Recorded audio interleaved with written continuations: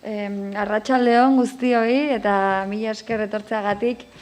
Gaurko jardunaldia inglesez izango denez, pasako dut beste hizkuntzara. Welcome and thank you for attending this event. The new Creative Europe Media 21-27 program highlights the importance of starting international collaboration at development stage and encourages European production companies to co-develop and to co-produce with countries of different market sizes. This networking day is organized between the Creative Europe Media offices of the Baltic countries and Basque Country, Andalusia, Catalonia, and Spain, with the aim to share successful examples of collaboration between Spain and Lithuania, Estonia, and Latvia, as well as create collaboration networks and encourage co-production between professionals from these territories. Our activity will be divided in two parts. In the first part, speakers will try to approach the possibilities of co-producing with the Baltic countries. And on the second part of the event, will be focused on different successful productions, stories between all these territories. Before giving the floor to my colleagues, I will give you some tips of the co-development call for proposals from media. The European co-development call for proposals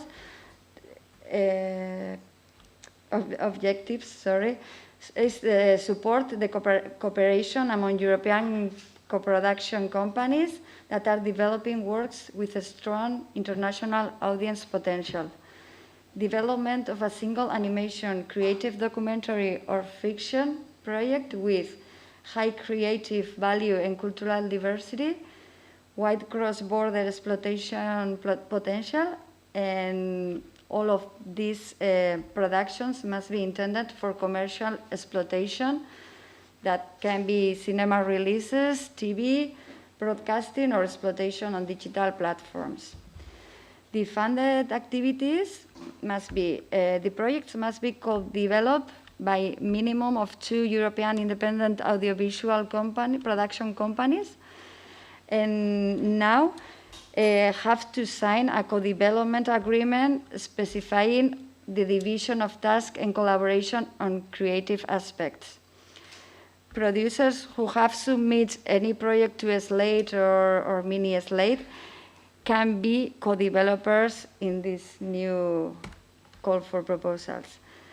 The funded activities, the applicants are encouraged to develop strong and innovative collaborations at creative and financing level, develop strategies for marketing and distribution to improve audiences, and develop adequate strategies to ensure a more sustainable and more environmentally respectful industry.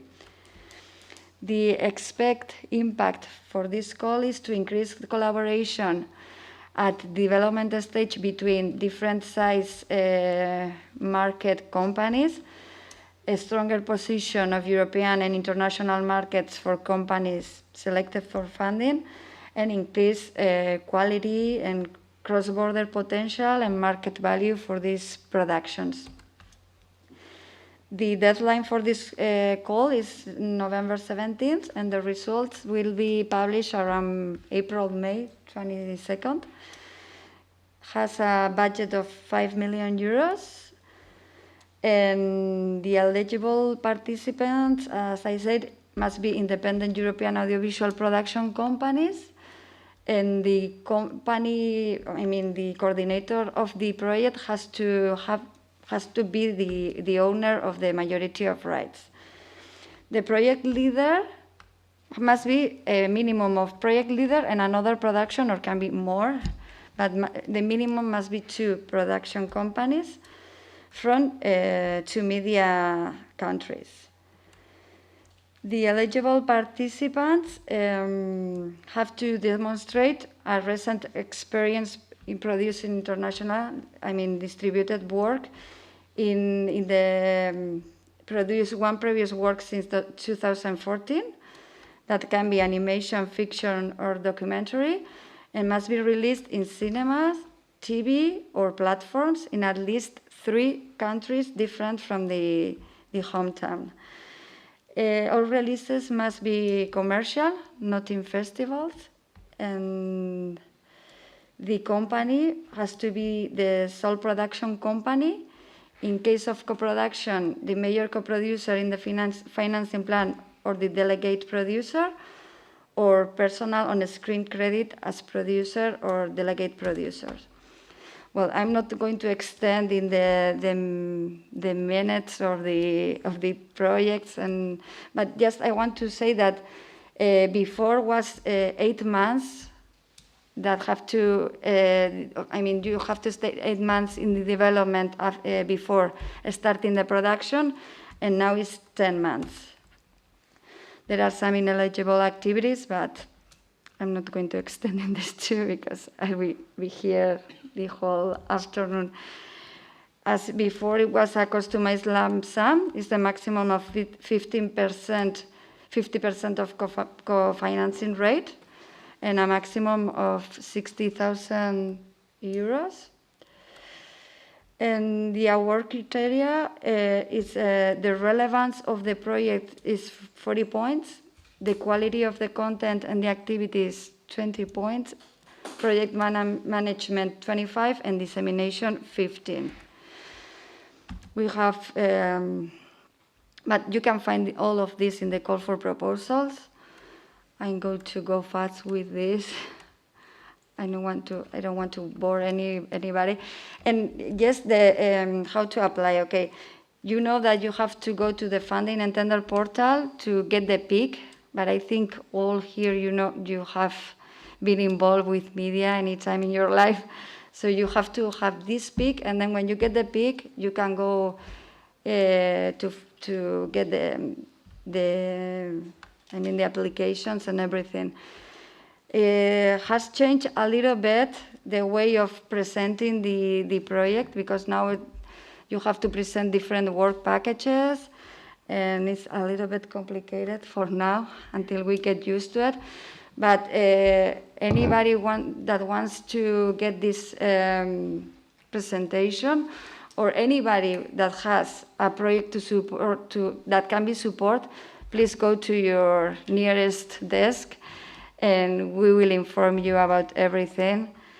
And to finish, but this year is the 30th anniversary of media program, and I would like to Over the last 30 years, round became square, small became big, and small and big, and smaller and bigger. From a classic fairy tale, we flew into an exciting reality, discovering a world of possibilities. We've learned and we've loved. We still learn and we still love. Together, we have shaped the culture of today, and we keep on building, creating, and growing. Through the tough, the rough, and the many challenges, always supporting, encouraging, enriching each other, so that square can become any shape, and small can become so much smaller when we realize how big it really is. 30 years of support, and we keep going, because you are building the culture of tomorrow. Your stories are meant to be shared.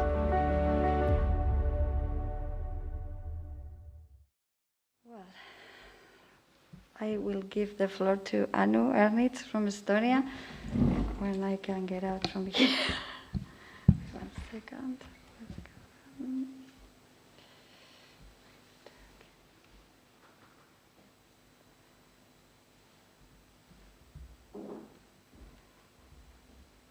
Okay.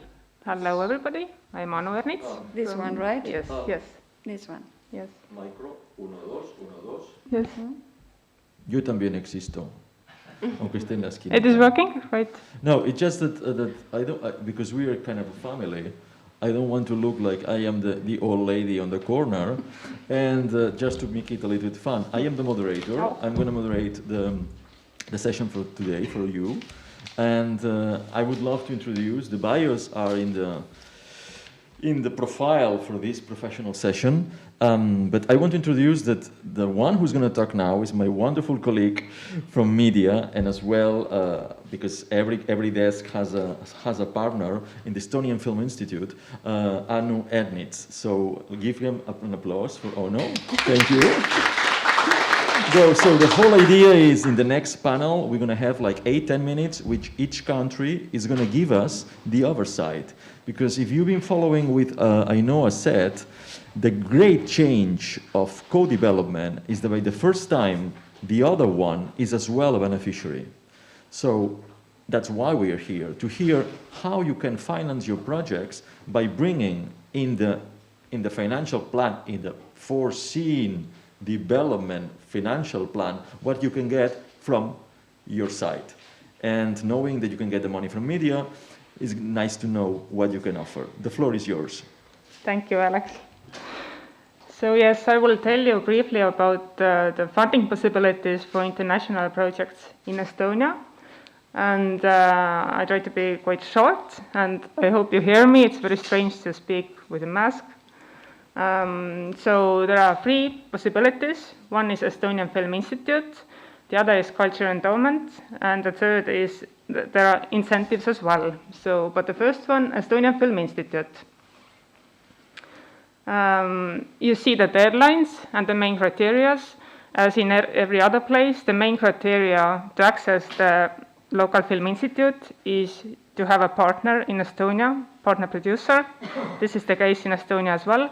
For this year, as you see, the deadlines are passed, but there will be deadlines next year and already in January. The fund for next year is more or less the same, 600,000 euros, as it was for this year. We will support fiction, film, documentary, animation, and yes, like every other place, mostly the creative involvement is necessary in the project, and so basically you need to find Estonian partner. What makes Estonian Film Institute Minority Co-Production Fund maybe special or unique is that the decision time is 40 days from application to the decision. It's quite short, and we are quite flexible and quite proud of it. So this is something I just wanted to also tell you. Yeah, now Culture Endowment Fund. More or less the criteria are the same.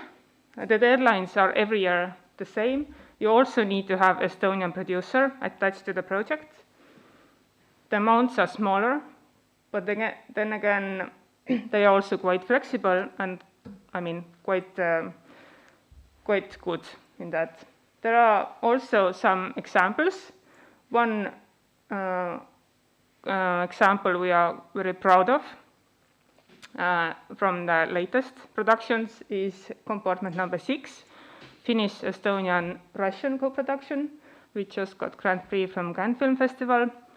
And this project got Minority Co-Production Fund from Estonian Film Institute and also from Culture Endowment. And this has writers are from Estonia. So this was also initiated in Estonia. And I must say that this project got media slate development for Estonian company. And then in a later stage, it was transferred to Finland to make production there, because there are obviously more possibilities. So we are very proud that the Estonian slate development project got Grand Prix in Cannes this year. And then incentives. There are 3 funds. They are all cash rebate funds, not tax rebate funds. Film Estonia, which is based in Estonian Film Institute. Viru Film Fund, which is next to Russian border, Eastern Europe, side of the Estonia, east, yeah. And then Tartu Film Fund, which is southern part of Estonia.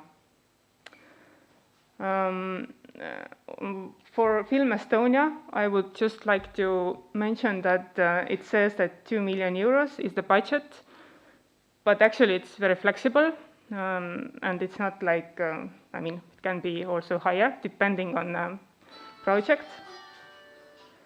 And there are no deadlines, you just need to approach the people and just tell about project, and then you can send it in and it will be evaluated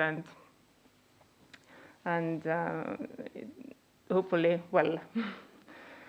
And there is also one case, Erna at War, maybe you can put the previous slide, which is a very special project for us because it was a very nice historical story produced by Denmark, Estonia, and Belgium. But this is special in that way that this got support from Film Estonia, Tartu Film Fund, Minority Co-production Fund from Estonian Film Institute, and also from Culture Endowment. So this really brought all the possibilities available in public support in Estonia and really used all those opportunities. And I think it's a very nice film. Unfortunately, it was released during COVID time and didn't maybe get that much attention, but financing-wise, I think it did very well. So, next one. Yes, and so these are the free funding opportunities in Estonia, and now also one case for minority co-productions in Estonia, which was very successful. This was in Venice this year, and this is produced by Russia, Estonia, and France. Estonian producer is Homeless Bob and Katrin Kissa. And I think it's also a very nice example of co-producing with Estonia. I must say that most of co-productions with Estonia are still made with neighboring countries, with Finnish mostly, and some with Russia, and some with other Nordic countries, and sometimes with Baltics. But there are also some nice examples of co-production between other countries, and one of them you will see later on when Marianne and Laura will tell about their project with Spanish and Estonian co-production. So I think there are other nice examples as well. So that's all from me. Thank you. I have a question. Yes. Yeah, an applause, please, please, please, thank you. I have a question. It's maybe if you say it, and maybe because the mask didn't get, I think that you didn't mention. As far as I know, there is an agreement with Spain, official agreement to co-produce, or we have to go to the general European co-production agreement.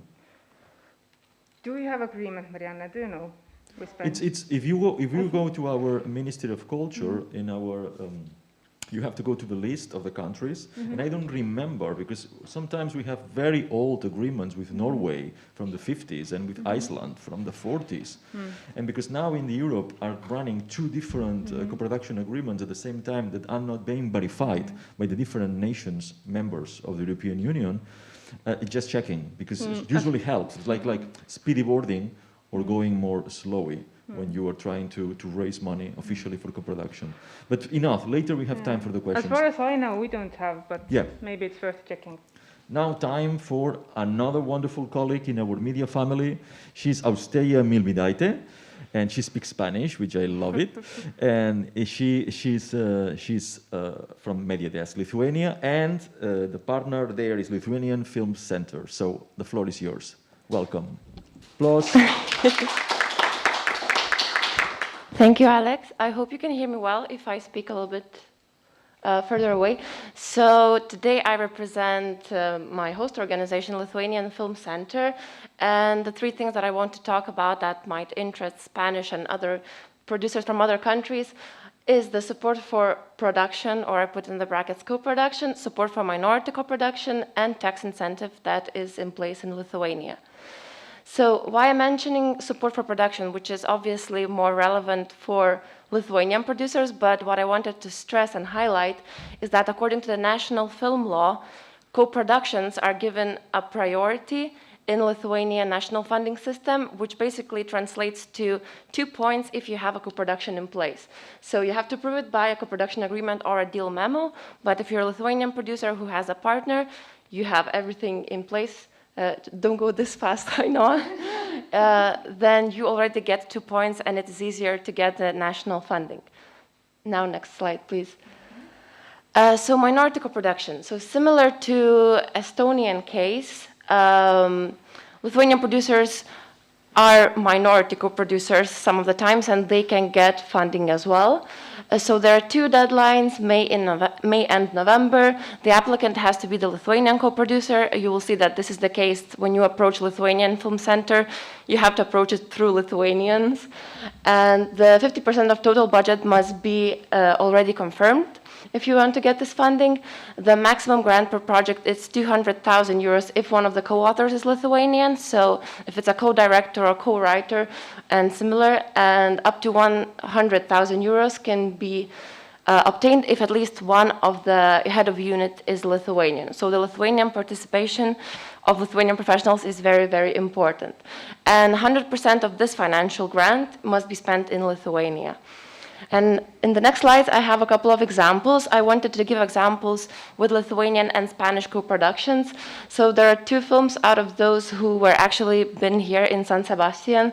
So there's Trote, where Lithuanian co-producer was a minority producer, and Nematoma, which is a Lithuanian project that actually got awarded here in work in progress, and later on got on board a Spanish co-producer and did their post-production in Spain. And there's also another film, Tres, which was also quite successful around the festivals, you can see. And then the next examples in the next slide, please, Ainhoa. Those are the examples that we talk about today. We have the producers and co-producers of this project, so you will hear a little bit more. We can go on. So tax incentive. When you shoot in Lithuania and when you work with Lithuanians, you can save up to 30% of your Lithuanian production budget, so of the spending that you have in Lithuania. And my colleagues really worked hard to create this kind of scheme for everyone to be just a little bit more acknowledge how it works. It looks a little bit complicated, but I can assure that, and also there are Lithuanian producers in the room who could agree with me that it is very doable, and it's actually a very good chance. Either if you're a co-producer or either you just want to shoot in Lithuania because you're in love with the locations and you can really use them. But basically, we can go to the next slide. Yeah, well, what I want to say, I'll say a bit later, but the eligible productions to use tax incentive, they can be national films, and I know that our national films are using this incentive very, very well, and almost probably everyone is using that. As I said, co-productions, foreign films who just come here to shoot, feature films, documentaries, animations, TV dramas, so it's really there, it's all types of projects that are welcome to use the tax incentive. And there's no application deadline, just like in Estonia. So whenever you have a project in place, you can approach. Can we move? Yes. So there are, of course, some criteria. So the minimum spend in Lithuania has to be at least 43,000 euros. And at least 3 days of shooting have to happen in Lithuania. So if you come for 1 day, it's not enough. And in case of animation, the 20% of total costs incurred for 2 of the following have to be. So it's either shooting, characters or background design, layout, storyboards, or visual effects. And at least of the 51%, so the majority of crew hired for the shooting in Lithuania, has to be citizens of Lithuania or other European country. I will not read this slide, but basically there are also some cultural criteria that you have to fulfill in order to use the tax incentive. So it's basically just the criteria to promote films that are of a higher creative and cultural value. And some of the examples in the next slides, the examples that we like to show off a lot, so those are not co-productions, but those are famous TV series that came to shoot in Lithuania, and really like to brag a little bit about it, but I think it can show that any type of show can be shot in Lithuania. There's a variety of locations, but more importantly, the Lithuanian staff and Lithuanian film professionals are amazing and are very much praised by all the partners that work with them, and it's a really, really great chance to get to know them and to work with them. Can we go to the next slide and see? Yeah, the next slide is thank you. But yeah, just to say that it's not necessarily the TV series, but as I said, national films using the tax incentive, co-productions are using tax incentive. It's really a broad opportunity, and my colleagues at the Film Center are very glad to help, to explain, as well as Lithuanian producers who will be your partners in crime for this. So thank you. Thank you. Last but not least, our colleague from Latvia cannot be here, Lelda, but we have in double round, now and later, with the study case, Uldis Ikulis from Latvia, producer. Welcome, the floor is yours. Thank you. So, hello. Lelda prepared the basic of this presentation, and I added some our examples as we been working with media a lot and also with our neighboring friends. So, shooting in Latvia, cash rebate and co-productions, those are two schemes how to support filmmakers. And there are three institutions, actually two in general, but one is doing two roles. National Film Center, who have this cash rebate program for foreign productions, then Riga City Council for cash rebate system, which is additional money, and they both can be combined. That's very important. You can apply for both. And then minority co-production scheme, which is at the National Film Center, like in Estonia and Lithuania. And here is the basic figures, but maybe it's too much and too small letters. You just can see that annual budget for National Film Center, Latvian co-financing fund, is a little bit more than 1 million. And Riga Film Fund operates a little bit less, 800,000. And altogether, most of the productions I saw in the list actually using both schemes. So, and you can get up to 150, 200,000 euros, which is quite a good share.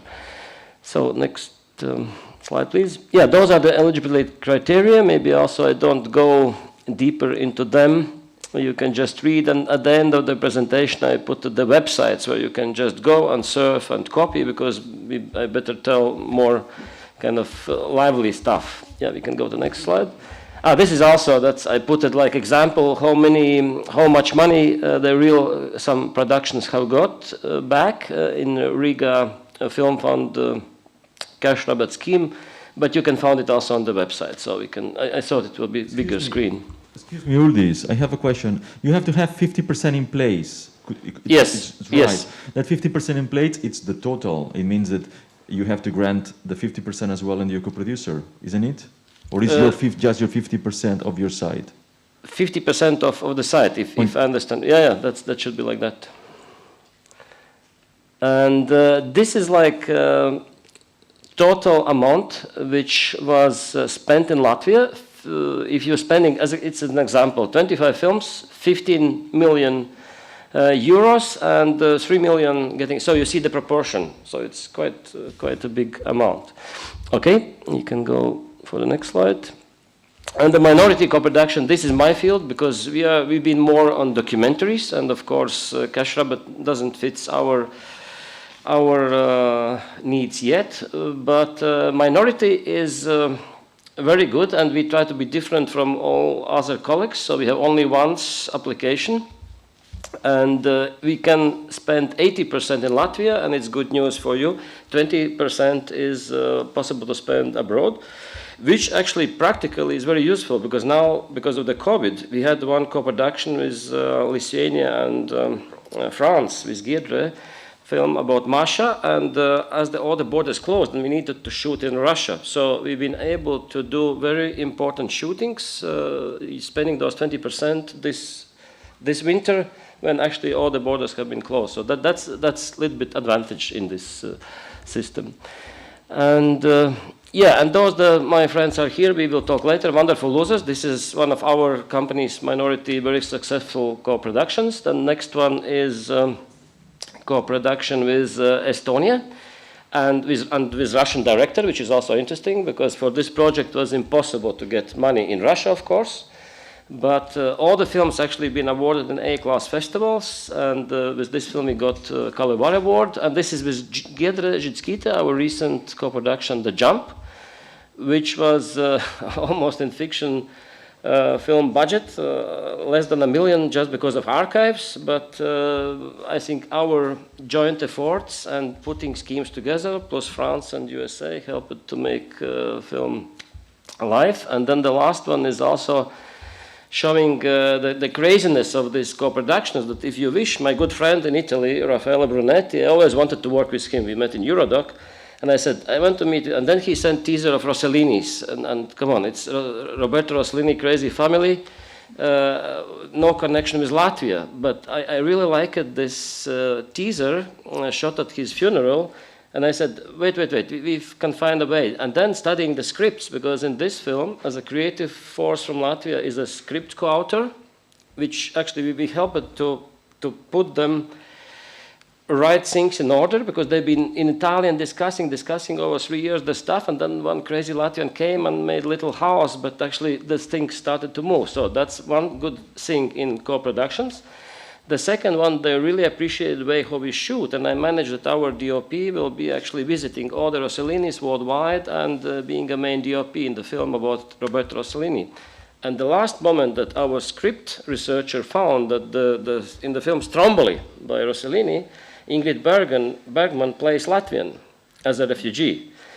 But later she became Lithuanian, so that also shows that we are kind of... but in the film it's even not diagnosed, she's Latvian and Lithuanian. So, and I think this is this wonderful magic of the co-productions, and we had a premiere last year in Venice, and so it shows with little money we can do the big things. And then the next one, yeah, those are the reasons why to work in Latvia. And believe me, all the landscapes in Lithuania or Estonia and Latvia are really very different. What unites us is really good food, organic mostly, but you can really find a variety of everything in our space. Only maybe for you climate is a little bit too cold. And then the next slide is, this is the site where you can see the references about those who filmed in Latvia, and the next slide shows the important is to remember those, or maybe make a picture so you can surf and find all the details, practical stuff into those 4 reference sources. And the last one, film service, is a list of companies who do for fiction the film service, because for co-production minority, then you can find also there your potential partners. Yeah, thank you. Just on time, thank you. But just on time, we are saving for the questions and for the round table, let's say, for the Q&A. So now I stay Uldis with us, and I invite to the stage for the 3 more people around with as well with Uldis. Please welcome to Arunas Matelis, Algimante Mateliene, and Rafa Moles, because now it's time for the study cases with documentaries, Wonderful Losers, and Lobster Soup. So we have here, yeah. Thank you, Ainoa. So now it's your time. I put the question. It's just once upon a time you met, and how it was that minute that you decide. We can go first with Wonderful Losers, or maybe with Lobster. Yeah. Any case, it's the minute 1 that you decide, oh, I trust these people. Let's what they have. I don't know. Who goes? Hello, my name is Arunas Matalis. I'm Wonderful Loser, director and producer. I don't know. I mean, this film was so hard. It took about 10 years to make this film.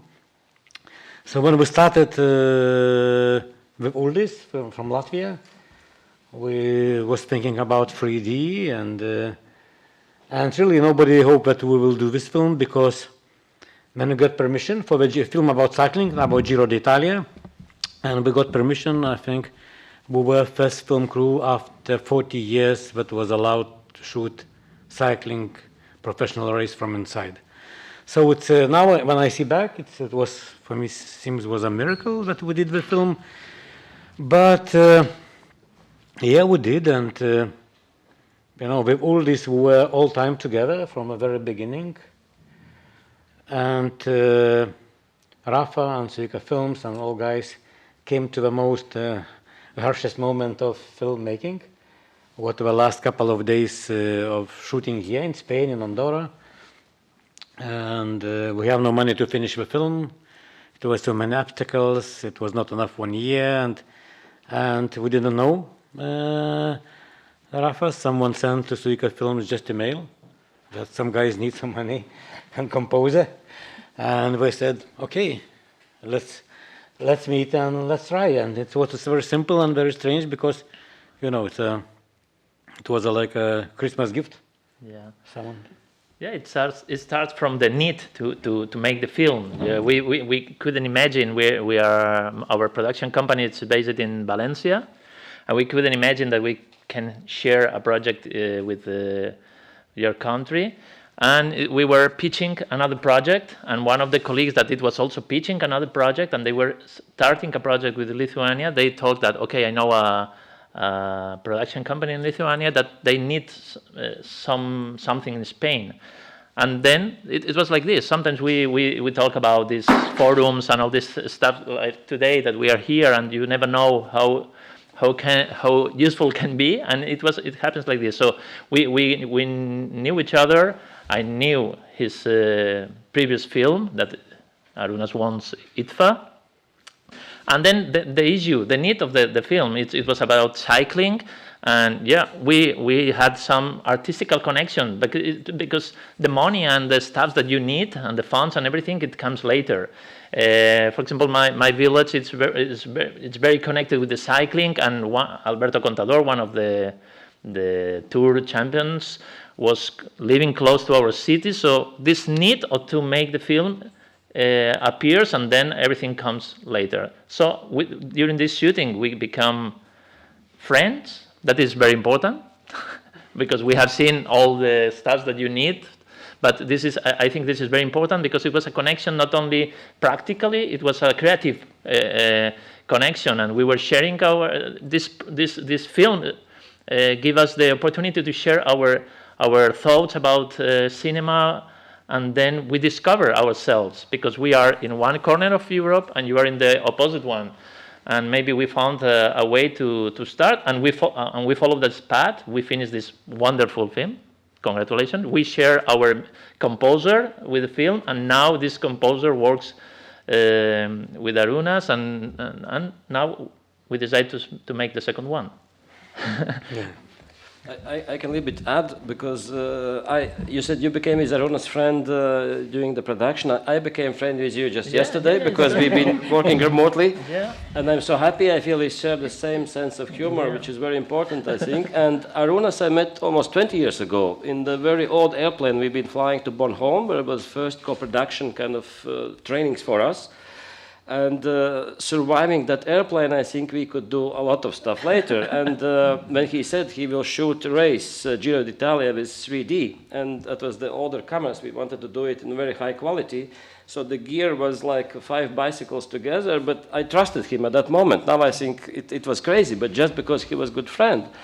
And we got development money from our film center, from yours, but then was empty period. And I think, speaking to media, I think media development really kept us going on all those 10 years, because it was a really long process.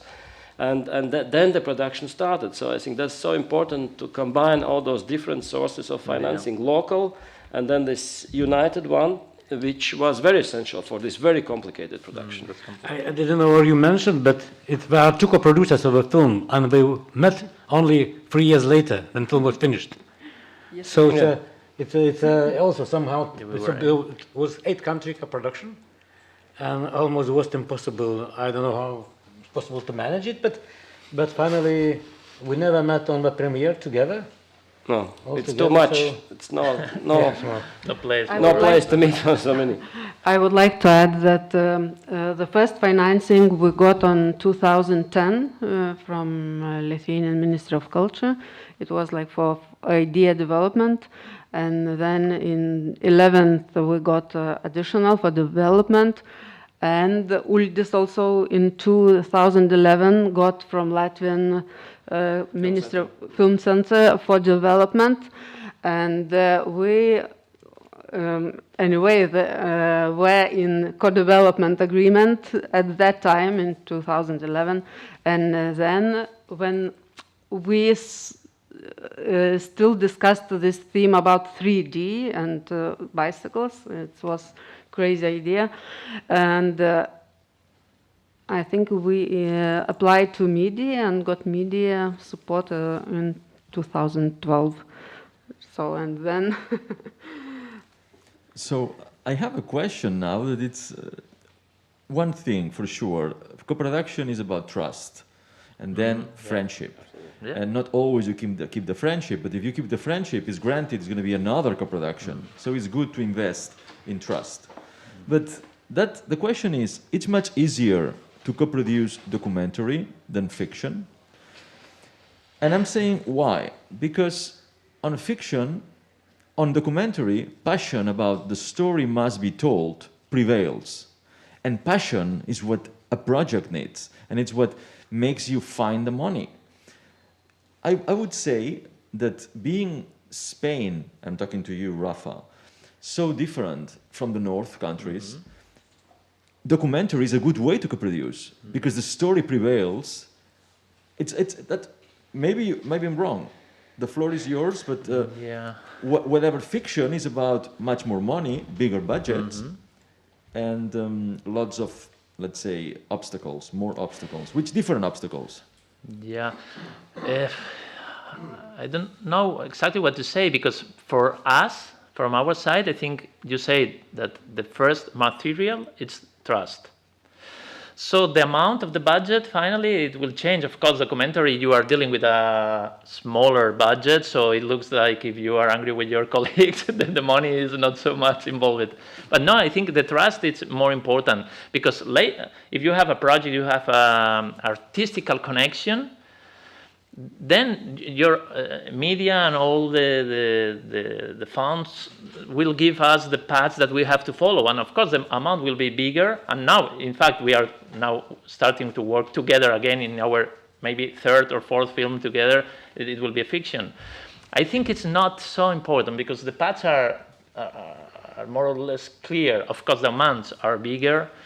But I think it's very important to be sure that you can trust your colleagues, and if you have that, okay, the other things are more paperwork, and there are many people helping us in this way. But if you don't have this essential material that is trust, I don't know. But maybe, yeah, documentary, you have this passion and you share it, and there are big crews in the fiction, and maybe it's more complicated to connect culturally. Okay, of course, because with the documentaries, the creative crews and the technical crews are closer, and if we understand each other, maybe it's easy. But to have different technical crews from two different places working together, I don't know. Finally, it's a question of I think I have an answer to your question, because for me, documentary is a journey. Fiction is to reach a box office in a or big festival and premiere, but documentary really is a journey. You never know what to expect. So it's like going to Mont Blanc or Everest, collecting very good dream. Yeah. You need to trust each other to go to the end, but no one knows what will be on the way. So, and I think this makes that, that joy. You got me. You got me. But now I can explain myself. Usually when you reach, and I was talking with the next guest, they're going to be with us later after you, that you reach a co-production like a mountain. And sometimes with Peter and Ainhoa and Victoria, because we work on development of media, it's how to get the co-production right. And it's not a right way to do it. It's a mountain where the goal is co-produce. But you go from one side or from the other, like climbing the Everest. And documentary is about the passion and the journey. But sometimes one side could be financial. You go just for the money, for the tax shelter. Or maybe you go for the location. Or maybe you go because the book was published and was successful in whatever. Or maybe the character in the script happened to be from that nation. Or maybe you became friends, the other side of the mountain, going to a training course financed by media. So the way you get into the business or you reach the mountain could be different. But in documentary, essentially, the story has to be told. That's the journey, it's organic. So that's what I see in your project so far. And now I'm going to put you in a difficult situation, the four of you. It's knowing the co-development for November 17th has become so sexy because now you are both can be beneficiaries. Do we have anything on the pipeline? It could be. Thank you. Enough. We together. Enough. Yeah. So I have another question here because we are sharing the time. We are right, perfect on time. Do you think that media program along the 30 years that we are celebrating have been by main goal circulation of the works, 2, circulation of professionals, 3, subsidizing distribution for the circulation, has achieved those goals specifically for small cinematographies like small countries like yours? In this case, Spain is a big country, but not you. You are always has been with in media we name like a low capacity production countries. Do you think that media fulfill those goals around those 30 years, for you 20 years? I think yes, for sure, because okay, you can go ahead and do as perfect as you can in the future, but it's really opened the doors for me to the world, not European world of cinema, not because of money, but because I saw very important creative impact. My colleagues that could develop, scripts together, ideas together, share together. You can find the crew. Really, maybe in a small country is not one problem is the money, but it's that amount of talent that could be brothers of you in the cinema, and so I think it's less more achieved because it became natural part that we are doing films together and happy to do films together, and every story, okay, like. It's becoming more authentic to have different partners from different angles, from different countries. So it's yes, it became natural part of us to be one filmmakers family, and forgot the borders. So it's something without losing authenticity. We get to find a power, creative power. I can just add that I'm actually surprised. The whole media trusts us, because to pitch a creative documentary is very hard, because it's very sensible, very fragile. You cannot put the structure, like Bridges of Time. It's our co-production with Arunas, which is very poetic film, and actually by the editing we only understood where the right strings go, and the film became very, very, very good film. But at the moment we're getting media money, the film is in a very early stage. So I'm really surprised for the experts that they're helping a creative documentary get life. And this is again a trust, as you said, you mentioned, not only between us, but the funds and the media have this amazing trust into us. And I think that's why also creative documentary is alive. Because normally I say, or some others say, we are like kamikazes, you know. You're pitching an unsellable project. Which broadcaster you will buy your film? It goes to festivals and people will cry, but TV actually sometimes demands a little bit different stuff. So I think that's why this is saving this creative filmmaking, which will touch souls for years in very long future.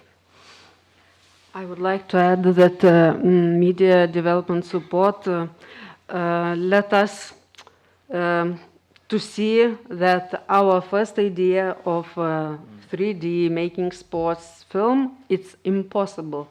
Without the media support, we can just imagine that this is possible. But with the support, we did all tests. We shooted in some places, made some shots, and and we decided and we saw that it's impossible to do in such movement in 3D, and together we came to the decision not to do anyway in 3D. So, and to do documentary, usual documentary film. So we've done in style. We've been losing first the idea, and then the Wonderful Losers became a real Wonderful Losers as a good film. So we've been losing 3D idea, and that's why the media money helped us to really go back to the right track. I'm glad you mentioned that, because one of the things that are behind the whole idea of development is to give the best tools to the producer to find out the solutions to the potential problems that they see that they have for the development from the point that they apply for media. It means you explain, we came from there, we are here, and we want to go there. But we are not sure because we have this question, this question, this question. What we put with the value of why they give you the support usually is because your answers to how you're going to solve the problem are right. It means it's better to be honest and say, I have the problem, rather than say, I don't have the problem. Because the points are in the solutions that you proposed that are going to be paid by the commission. And then they say, wow, these people, they know what they're doing. They know the solution for that problem, or they know the best solution, money, they call it cost effectiveness, for what they propose. Let's do it, even if at the end the baby is not born. Because the whole thing is to reduce the amount of productions at the end of the year in Europe, because by far we produce too much. So they want to have excellent, great babies, great diverse babies that can be circulating. So that's why, I mean, it's perfect, because we had a lot of questions about what happens if we are wrong. It's perfectly, which is called asumible, which is called asumible. It's perfectly understandable. So, and yeah, you want to add anything? That's okay. Lobster soup? No, I'm sorry. It's just because what you said was brilliant, and sometimes people are wrong. They think that you have to be perfect in your application, and it's not about being perfect. It's about knowing how to solve the imperfection. Yes, this is very romantic. This is about the do's and don'ts. What have you learned from each other about co-producing? But for you, for Rafa, it goes more directly, because they've been knowing, they know for a long time, including the new guy in the room. Tell the truth. No. Well, yeah, especially with the documentary, that is what we have shared and we have made together. Yeah, documentary is always you have a big deal about how you are focused on the story, and sometimes it's like you are in love of your story, and when you are in love, you are not too realistic sometimes. So to have these co-producers, and also with these human stories that we try to explain in documentaries, of course in fiction films too, to have a point of view, an artistical point of view, a little bit far from you, it helps to watch your film in a more properly way. You know, you can clean it. You can maybe you are in love on certain parts but maybe they are not the best parts of your story. So these different points of view, and for example, for the second documentary film that we co-produced together, that it was Lobster Soup, that it's a film that it's done in Iceland, from the directors are from Valencia, and then you are explaining a human story that happens in another place that is connected with you. So to have this third arm, a little bit far, looking around from some distance, but very deep in the project, it's very important to have the story in the right place. So this beautiful love that you have for your story, it becomes like a beautiful film, because you have to clean sometimes these ideas that you have at the beginning. So this is one thing that is very important for us, to have the best film as you can, but also with the people that you work with. It's very important. For us, it has been a discovering that we have so amazing musicians in Lithuania, or that for technical questions that sometimes you are looking for somebody, and okay, you can open the territories, and you can, in every step and every technical process, you have a completely different approach, and this is something that it makes the films bigger. So this is the most important thing. Now we feel that Baltic countries are very close, and it's a place that we want to work with them. And maybe 5 years ago, when after I met you, it was like Mars, you know. It was a place that I could never imagine that we could work. But now we are sharing many things, and it's like a natural territory for us. I'm glad you're mentioning that, because that fresh air of knowing a new reality, you are growing as a project, and you are growing as a producer. This is the level that Victoria, Ainhoa, and Peter and I always were repeating to our sector in Spain. It's not just about the project, it's about how the network or the training or the relationships that you're building at the European level. And you were growing the project, and you were growing yourself as self-experience. That's yeah, and to produce with people close to you, it's comfortable, but it's not better. It can be better because you are close and it makes something easy, but finally it's not better. You cannot grow because finally all your films, the people that you involve in your crews are the same ones. So to be a little bit, I don't know, brave, but yeah, to take some risks in this way, it can work very well for us. It has been working very well. I have a last question for you. It's kind of going from the romantic side to the more commercial side. We know the Wonderful Losers and Lobster Soup are being in festivals successfully. Which is the role of the festivals for you, for your company, and for the projects? And in the other side is the role of the platforms in your countries. Knowing that for documentary, art house documentary, author documentary, the one that media likes, the one that goes to the festivals, the one who gets audience, the one who gets the awards, the haute couture. And the other side is the prêt-à-porter, that you need the platforms in order to get bigger audience, and you need to finally to sell, and numbers count. So, which is the role of festivals in your countries, and how is the role right now, the weight of Netflix, HBO, Amazon, and so on? Yeah, the Wonderful Losers in the cinemas was before the pandemic, so it was quite good. In our small country, we got like 1% of population totally.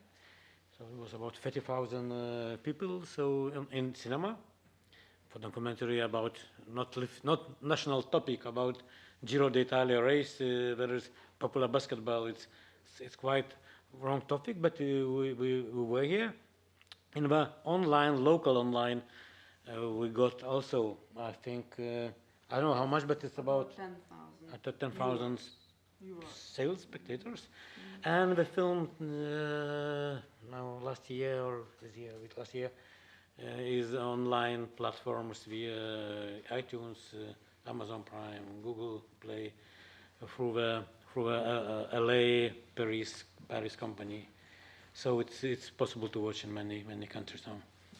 But it's a topic was maybe not topic or not topic, but it was quite it was hard to go, but we found it.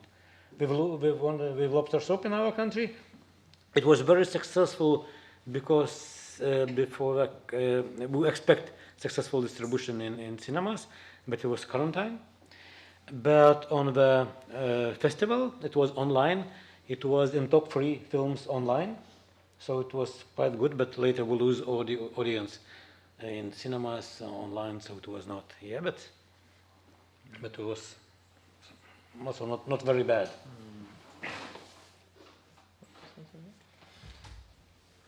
Yeah, but for me, I think platforms are always important in combination with real events, especially for documentaries, that just to go this first rocket out on the big screen, and then people start to talk about this to get the journalists, and this is the tactics we're learning still, because I think platforms is tricky. There are so many. Good thing is that platforms never ask exclusivity, except Netflix or so, but you can put in many countries your film, so for local viewers, and because in Czech Republic there's very good popular documentary platform, in Finland where documentary tradition is alive. So that's a good side of platforms, but how to market it in general and to find a film, it's still, I think we are in the process of getting to the more proper centralized way. And yeah, like Rossellini's also, it was in Venice, and then after Rome Film Festival it was expected to be released in Italy in 200 cinemas, but right after the Rome Festival all the cinemas have been closed. And then it was a big disaster because it was needed in 2 months to reorganize everything to the platform, but then the Christmas came. Christmas time came, and then people been busy with other stuff, so the sales haven't been so well, even for the film in Italy, which tells about a well-known character.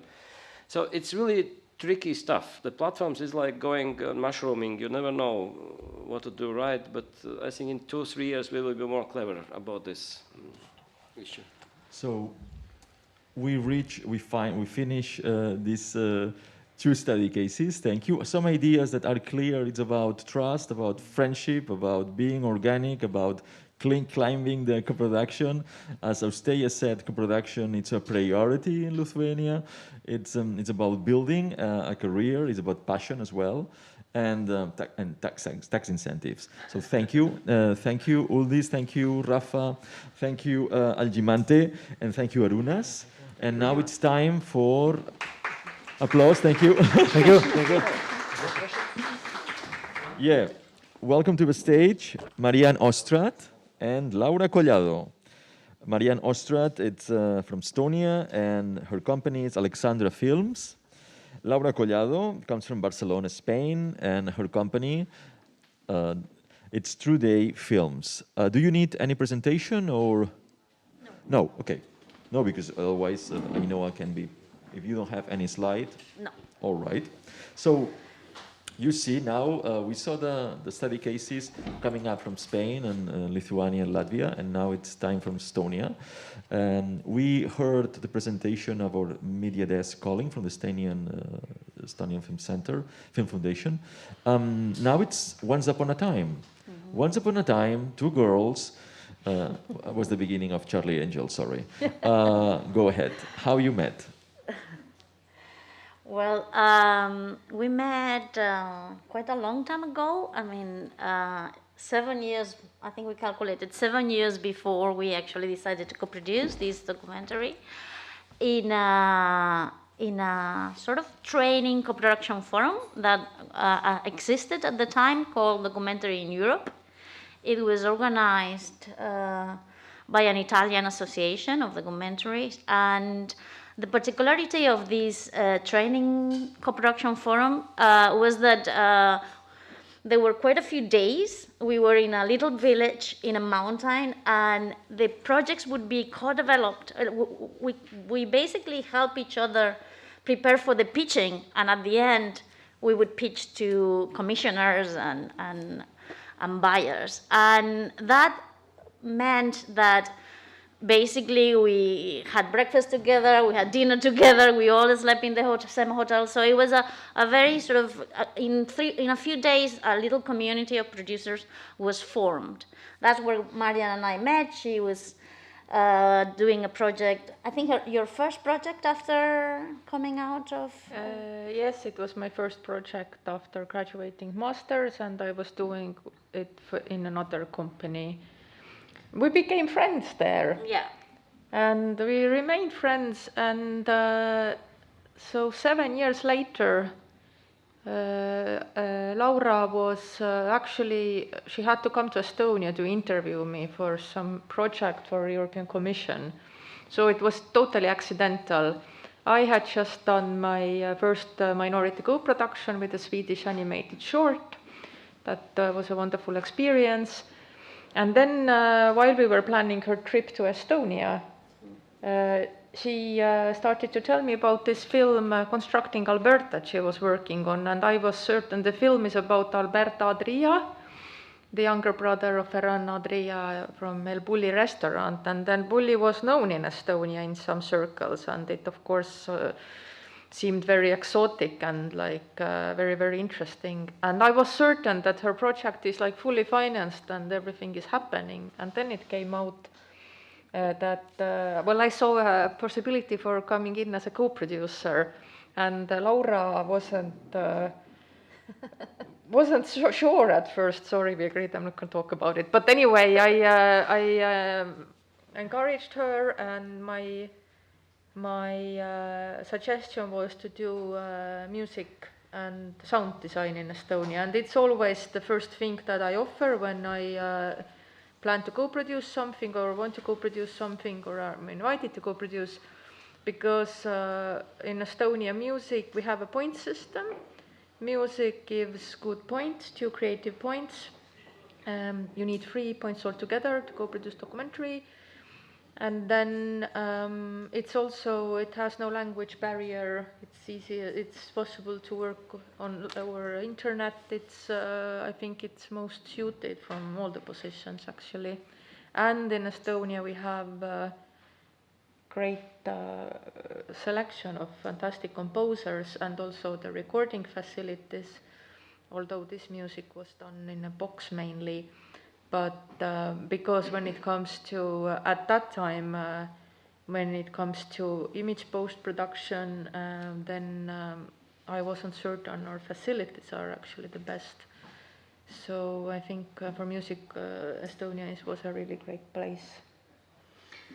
Yeah, so basically, I hadn't obviously thought about co-producing with Estonia because the story of my documentary happened in Spain. It was a character very well known internationally, but I never thought, let's go to look for a producer outside. But we were sort of halfway through production, and we were still missing some funding, and we were missing some elements that we had kind of left to the end, like finding a composer.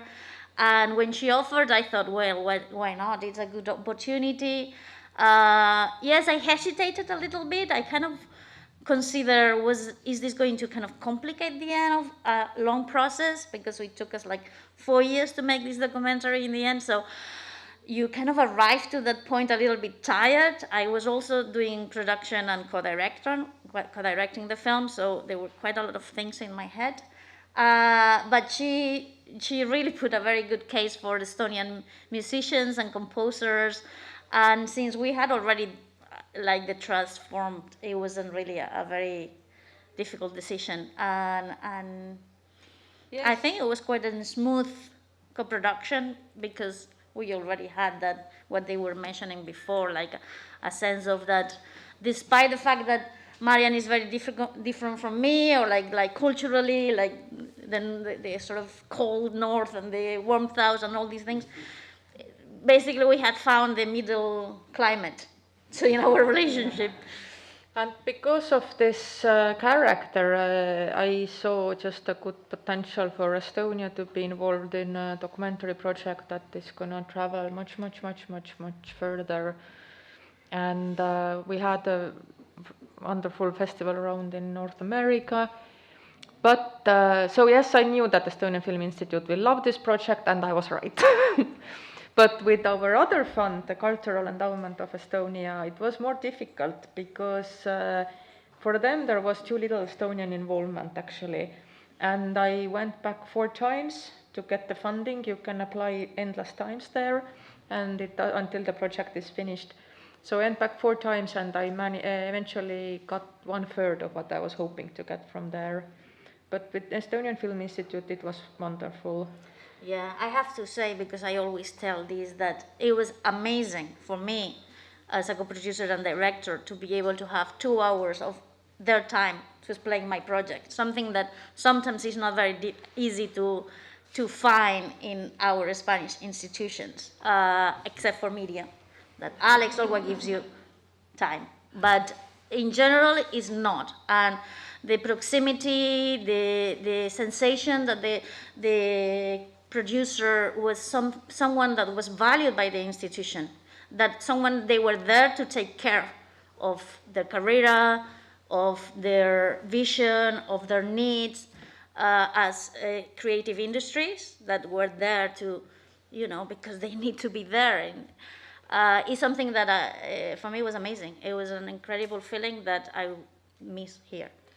But I know for sure that it was also because it was just a delicious project. It was it sparked curiosity because you had this really exclusive access to this character. Yeah.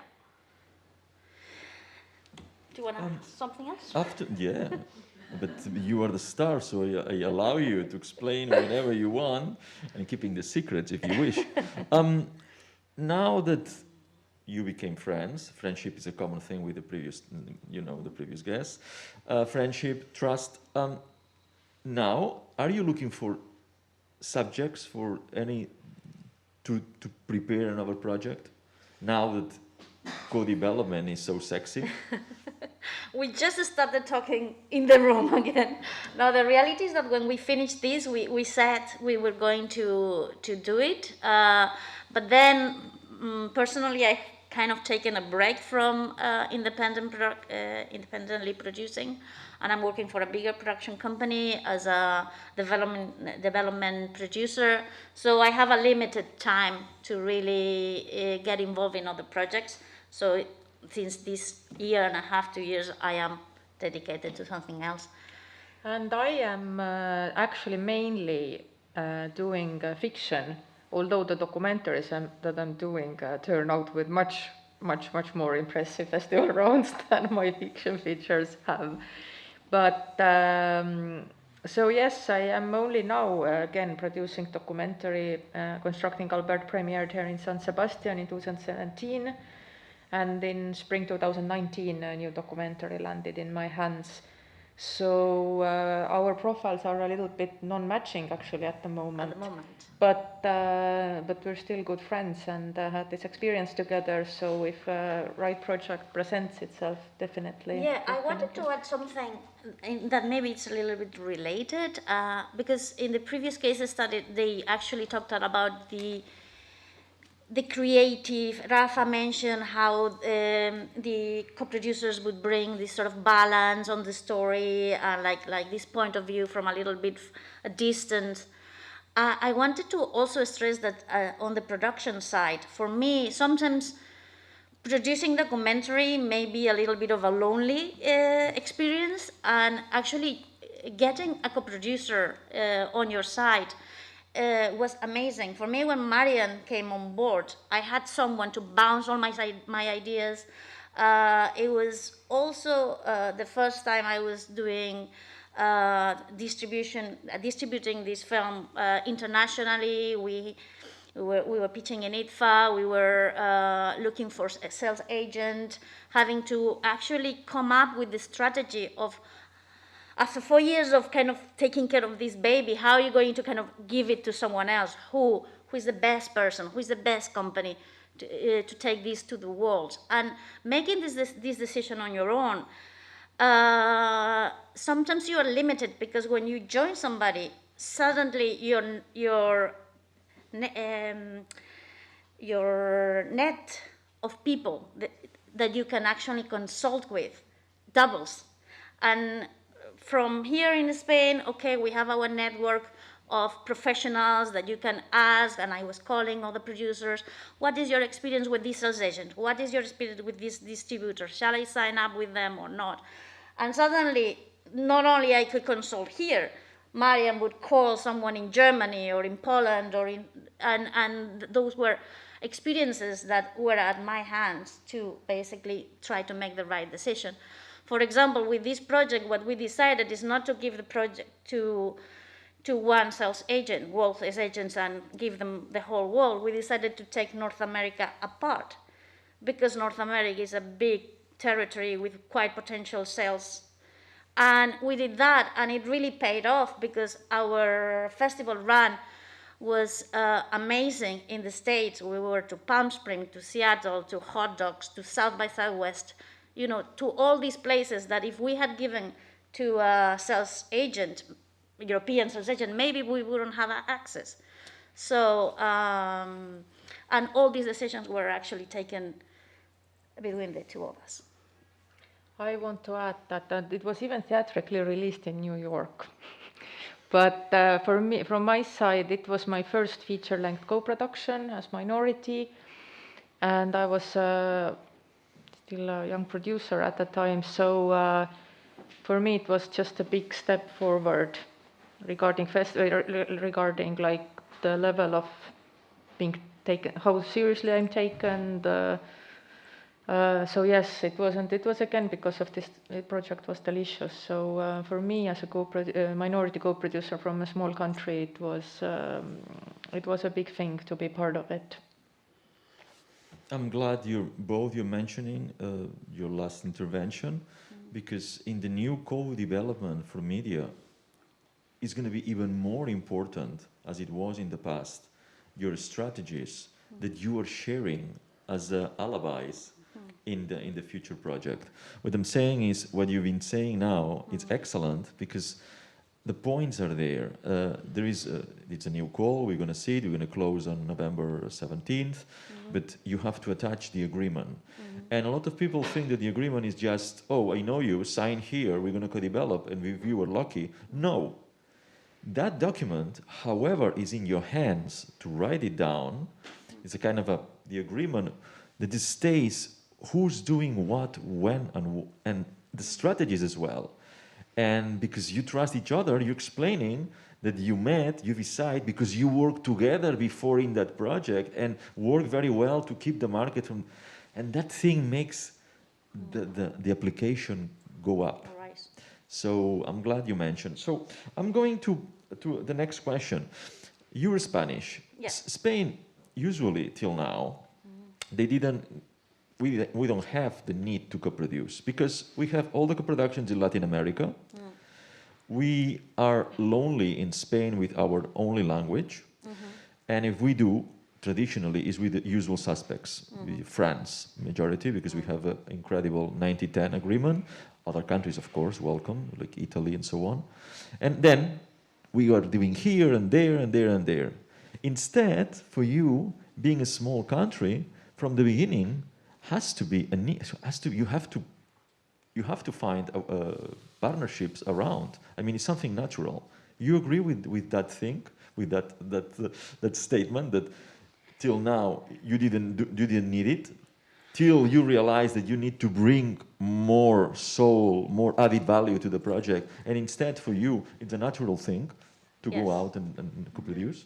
Well, I have been desperately looking for co-producers for my films before and applied, and only now with this documentary I'm working on at the moment, for the first time I managed to get funding from abroad as majority from Estonia, from Iceland, but this project came to me actually from another production company after they disintegrated, and they already had a French co-producer and CNC attached, and I know that stone was in place, paved the way also for this other foreign financing. So it's actually very difficult for Estonian producers, I think, to get the money from abroad.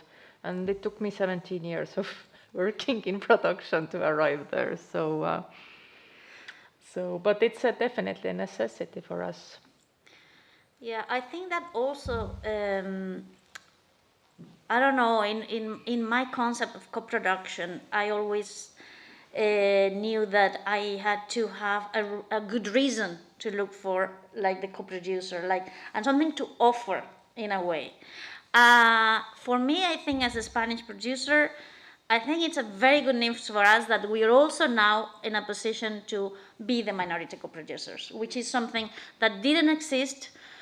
In 2019, I was part of the Emerging Producers Program in the Jilava International Festival, which is also like a sort of training program for producers in documentary. And one of the sessions was everyone from like 15 countries explaining all these, like what they've done today, what are the options. And we were one of the few countries that didn't have the possibility of actually joining someone else's project as a minority co-producer, which it felt a little bit silly, really. And I think now we are in a position, and when the project was announced, the fact that IFEC, that because I'm Catalan from, and now ICA as well, are offering these programs, I remember talking to Marian and say, well, now we can do it the other way around. It hasn't happened, but it will. Yes, this is precisely with the Spanish producers. They need now, with the co-development, to switch the thing. Yeah. It's not about you getting the money because you're the leader. It's because you have to go up, as before we said, to open the window and check which projects are sexy for you around, that it's still you can be beneficiary through media. So, time to wrap up.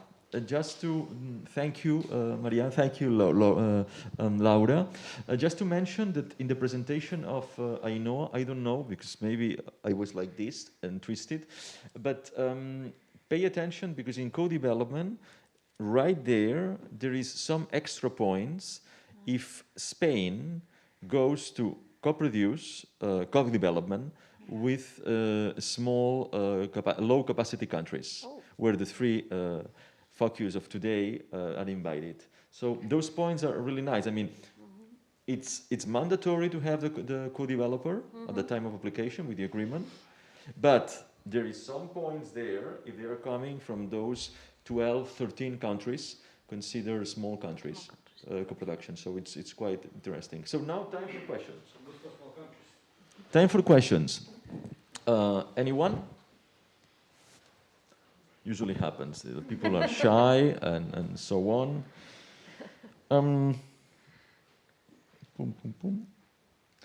No questions. No about tax incentive. No about who's holding the rights. No.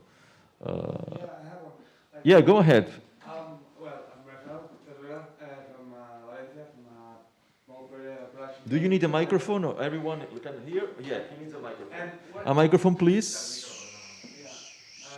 Maybe you need to share. Yeah, hold on. It's coming. The micro is coming. What can I find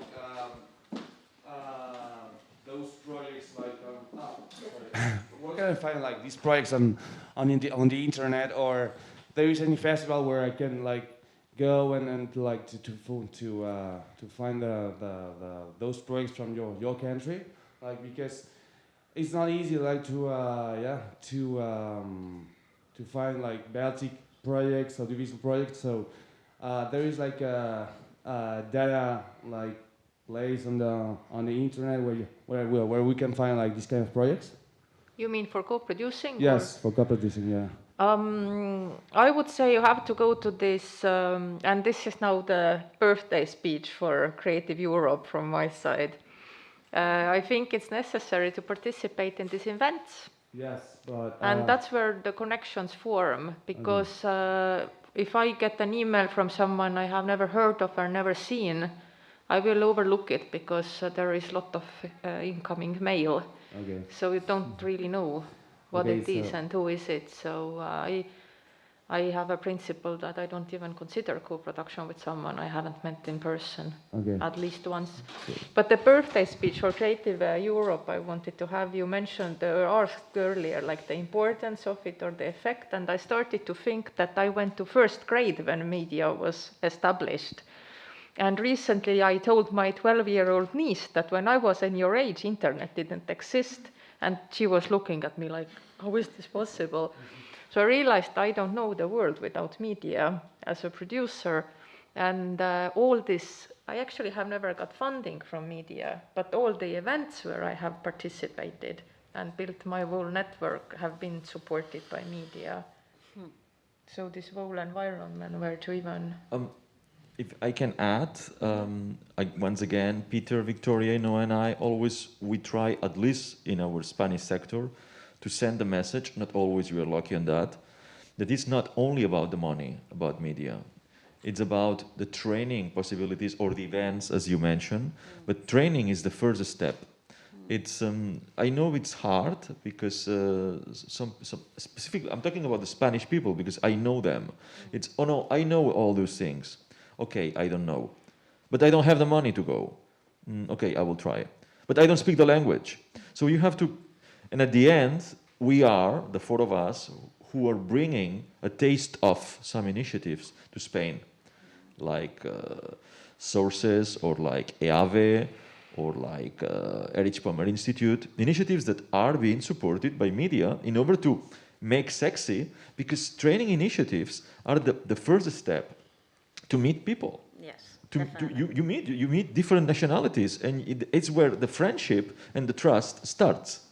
And when in the coffee breaks you are pitching in the corridors about what you have in mind, and then it's your let's say your charming or your sexiness of the project, obviously, that makes the thing goes.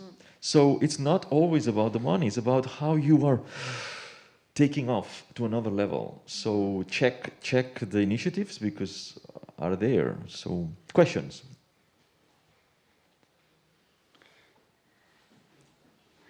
No? I wanted to just, like in Spain, if you're from Valencia, there are several places where they are doing pitches is not the same as trainings because it's a little bit more in the corridors where you can establish relationship, training. And you need training for the perfect pitch as well. Yeah. I mean, you can try it, but it's better not to jump on the trapeze if you're not being training before. So don't get the first pitching of your life without a bit of training. We have training courses as well for pitching. Exactly. So for example, tomorrow there is the one of the San Sebastian, the documentary co-production organized by Ibai, the Lighthouse Etara. I was there, Rafa was there, we were together in the same year when he pitched and won the award for lobster soup.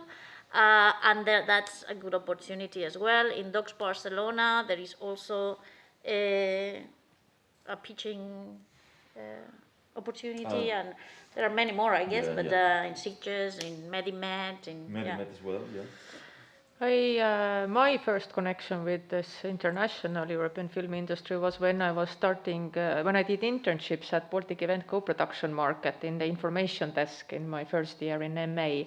And that's where, which is also supported by media, so that's where I started to see how people meet, who are they, sales agents, interesting, and just to get an introduction into this world. So with this impact of this media funding and Creative Europe is so much more bigger. More questions? More questions? No? Time to wrap up. And credits, yes, rolling. So thank you so much, first of all, to our guests, to Arunas, Algimante, Rafa, Uldis, then Marianne, Laura, then the desks, Austeia, Anu, and Lelda, that is not here, our Spanish desks, Peter, Victoria, myself, and the one who puts this thing together, Ainhoa, from the Media Desk Euskal Herria. Thank you as well to the team of the Industry Club to put this thing technologically possible, and thank you.